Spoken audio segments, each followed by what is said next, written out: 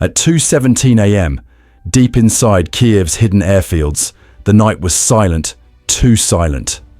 Then the darkness split open. Long-range Ukrainian drones leapt into the sky, while HIMARS rockets and Storm Shadow missiles arced upward from the banks of the Dnipro. This wasn't a simple raid. It was the opening act of a carefully orchestrated strike designed to rattle Russia's forward buffer in Belgorod and punch cracks into the outer shield of Moscow itself. Inside a hardened bunker beneath Kyiv, the operations floor erupted with light. Satellite feeds glowed maps, pulsed red operators locked onto their targets. The first wave of drones skimmed only 150 feet above the earth, hugging rivers vanishing into forests. Their buzzing propellers faded, replaced by the thunder of heavier launches. Mobile launchers rolled from hidden pads, tubes rising like iron spears. Seconds later, ATACMS screamed north at Mach 3, bound for depots just across the border.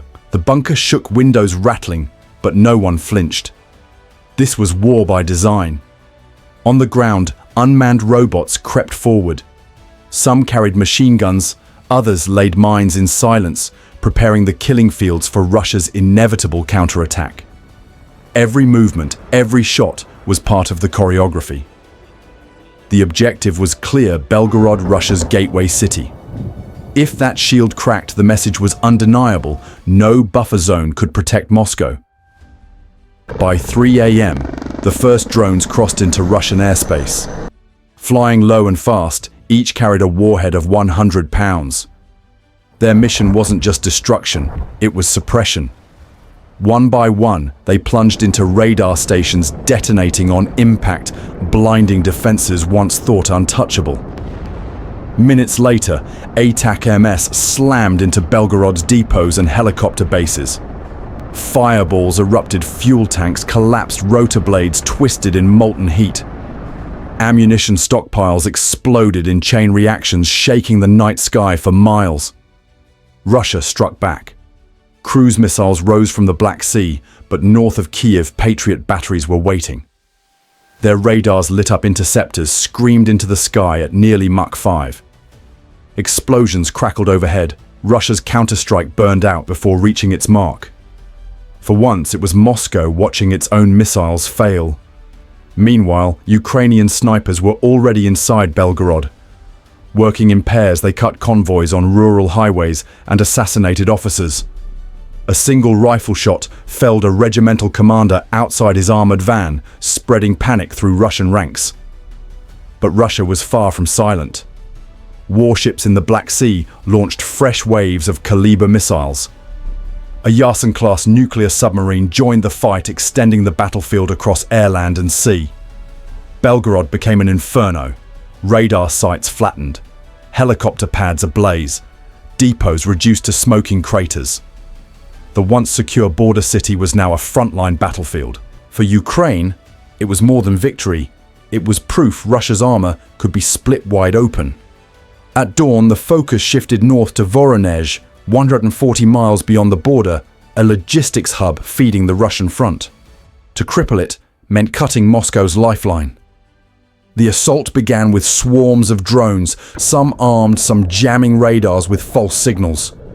On the ground, autonomous robots seeded mines across armored routes.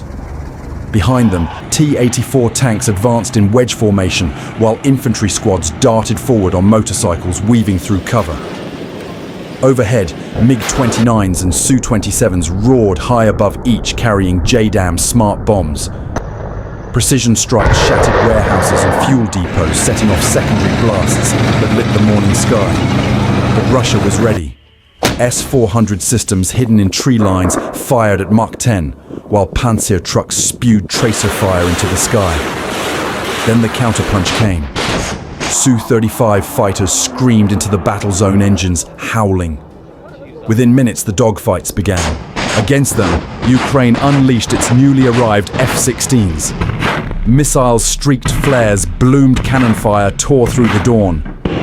One F-16 rolled inverted, fired an AIM-120 AMRAAM, and ripped a Su-35 from the sky, its flaming wreckage spiraling into the forest below. But the battle was far from finished. Another Russian jet closed in the clash, sharpening into a brutal duel for control of the skies. The war for Belgorod and beyond had only just begun.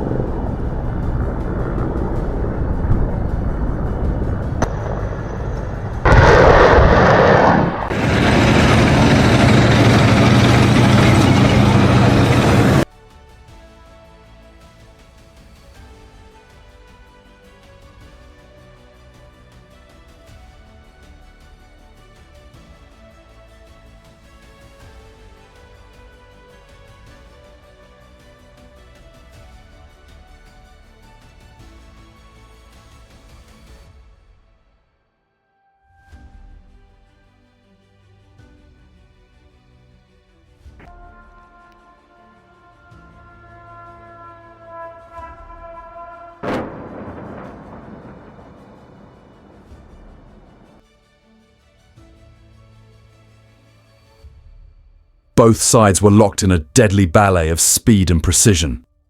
Vor shook with the fury of tanks, drones, robots, and jets hammering the earth. What was once a quiet rear zone had turned into the blazing centerpiece of a modern battlefield. And as the clash escalated, one truth became undeniable: the road to Moscow was opening. Tanks and jets could smash through armor, but to drive deep, Russia's eyes and ears had to be blinded. That mission fell to Ukraine's electronic warfare brigades. Convoys of EW vehicles rolled into hidden positions. Their antennas rose like skeletal masts and unleashed waves of interference. Within minutes, Russian cruise missiles launched from the Black Sea veered off course. Some slammed into empty fields. Others tumbled from the sky, guidance lost. GPS signals across 50 miles dissolved into static. Into that man-made fog, Ukraine's drones advanced, flying low, threading through radar gaps, slipping along black corridors carved out by jamming. Russian radar operators stared at screens flooded with phantom echoes. S-400 crews fired blindly. Confusion reigned.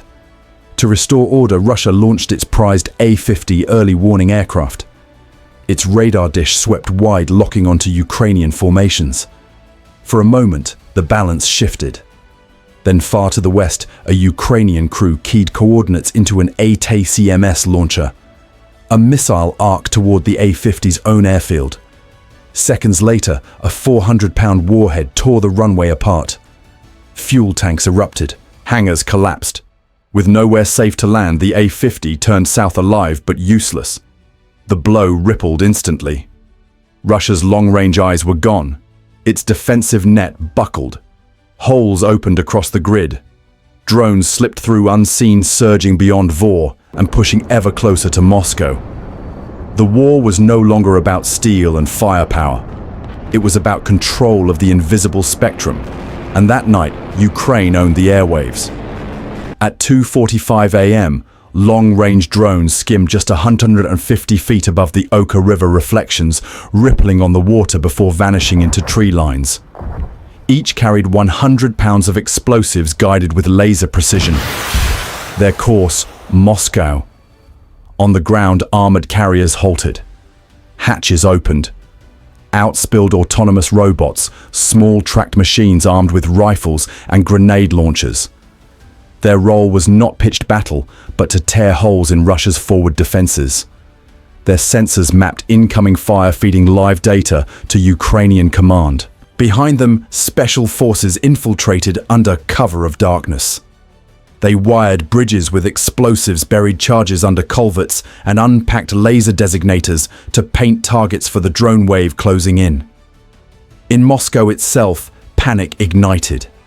Panzer systems swiveled on rooftops. Anti-aircraft guns spat tracers across the skyline. Sirens howled. Residents stumbled to balconies, phones in hand, live streaming the fight above their city. Tracers cut orange arcs through the night. Explosions rumbled from the suburbs, fuel depots, checkpoints, supply yards bursting into flame. Black smoke curled above the Kremlin walls. The illusion of safety was shattered. At 3:12 a.m., the first detonations rocked Moscow proper. Kamikaze drones dove into the city towers. One exploded inside a 30th floor office. Another tore into a fuel yard. Fireballs roared hundreds of feet into the air. Seconds later, ATAK-EMS missiles screamed in from the south, obliterating an ammunition depot. Shockwaves shattered windows for miles. Russia fired back. Cruise missiles streaked from the Black Sea. But Patriot batteries lit up, intercepting them at 40,000 feet. The night sky flashed like fireworks. On the ground, highways jammed as families tried to flee. The myth of Moscow's invincibility was burning away in real time. For Ukraine, it was a breakthrough, the first proof that the Kremlin's shield could be pierced. Strategically, Russia was forced to strip air defenses from the front to protect its own capital. And yet, amid the chaos, Ukrainian soldiers carried wounded Russians from the rubble.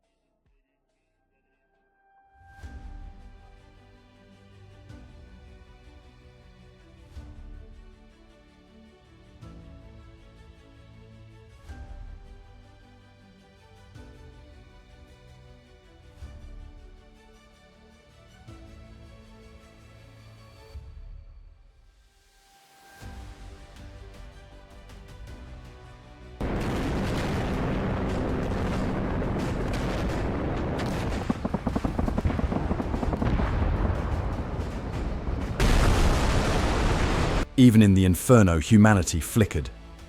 As dawn broke, a lone reconnaissance drone glided above the smoke, its camera sweeping the burning skyline. The question it carried was the one now circling the globe: if Moscow could burn what came next. If this glimpse into the battlefield gripped you, don't just stop here. Hit like, share this with others who follow the war, and subscribe for the next chapter, because the fight for Moscow has only just begun.